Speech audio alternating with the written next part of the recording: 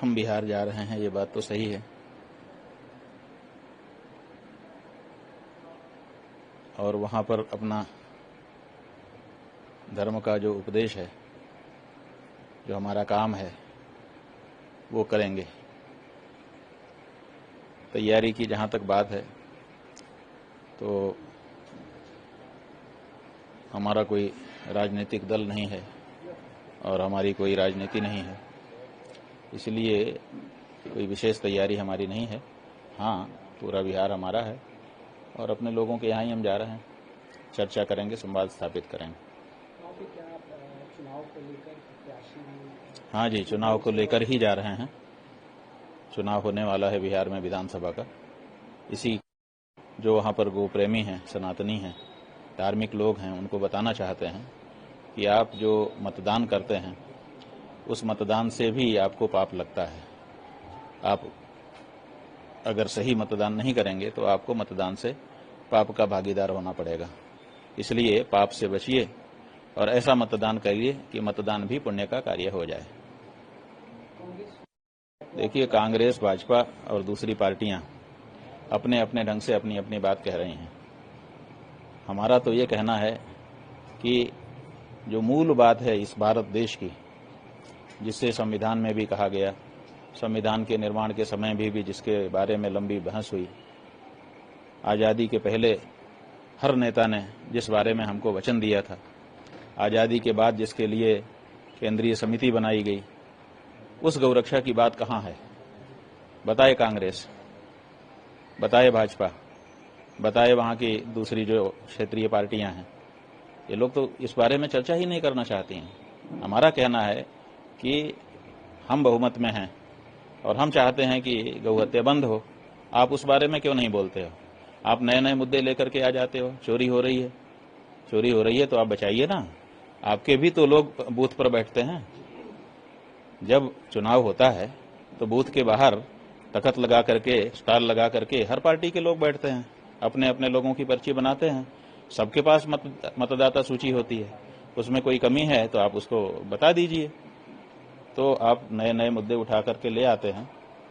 सवाल यह है कि हमारा जो मूल मुद्दा है, जिसके कारण भारत आजाद होना चाहता था, जिसके कारण भारत ने बलिदान किए और स्वतंत्र हुआ, उस गौ माता के मुद्दे का क्या हुआ, ये हमारी कांग्रेस भी बताया और भाजपा भी बताया और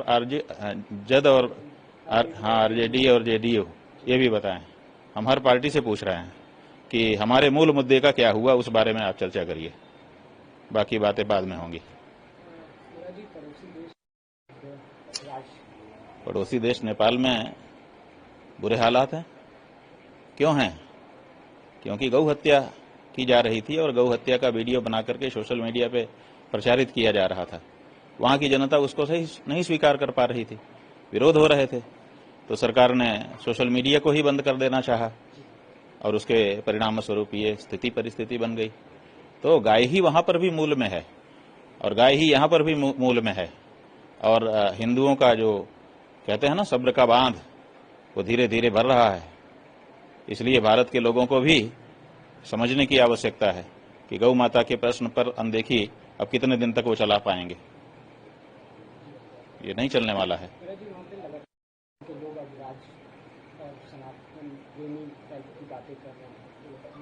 नहीं, ठीक है, जो जिस देश की जो प्रकृति होती है वो अपनी प्रकृति से विरुद्ध अधिक देर तक नहीं रह सकता है।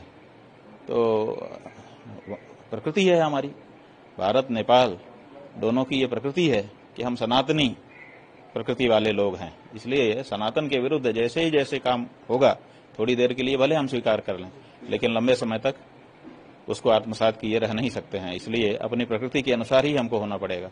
भारत भी अब इसी तरह की अंगड़ाई ले रहा है। अगर इन नेताओं ने समय रहते भारत की जनता की मूल भावना को नहीं सुना तो यहाँ पर भी विद्रोह होगा। तय है।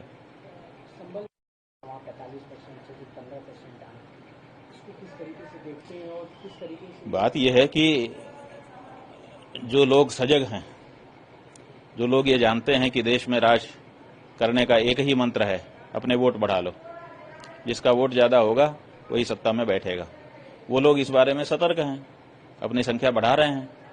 ऐसे करके वैसे करके बहुत सारे तरीके अपना करके कर रहे हैं, और जो इस बारे में सजग नहीं हैं, लापरवाह हैं, उनकी संख्या निरंतर घटती चली जा रही है। तो ये सतर्कता का और लापरवाही का मामला है। हम लापरवाह हो चुके हैं, आगे क्या होगा इस बारे में सतर्क नहीं है, और इसीलिए डेमोग्राफी जिसको कहते हैं, जनसांख्यिकी बदल रही है। मेरा ये बयान लड़कियों और महिलाओं का दिया, इसको लेके जंग सी छिड़ गई है, एक दूसरे पर आरोप और प्रति आरोप लग रहा है। आप महाराज जी किस तरीके से इसको देखते हैं? बात यह है कि हमने तो बताया कि अभी तक हमारे सामने तो कोई ऐसी महिला नहीं आई जिसको हम चरित्रहीन समझ पाए हों। हमको तो चरित्र वाली लोग ही मिलते हैं, तो हमारा अनुभव अलग है। उनका जो अनुभव हो, सबका अपना अनुभव होता है, हम उनके बारे में कुछ नहीं कहना चाहेंगे। उनका अनुभव होगा इसलिए बोल रहे होंगे, लेकिन हमारा अनुभव इसके विपरीत है। हमको अभी तक चरित्रहीन महिलाएं नहीं मिली।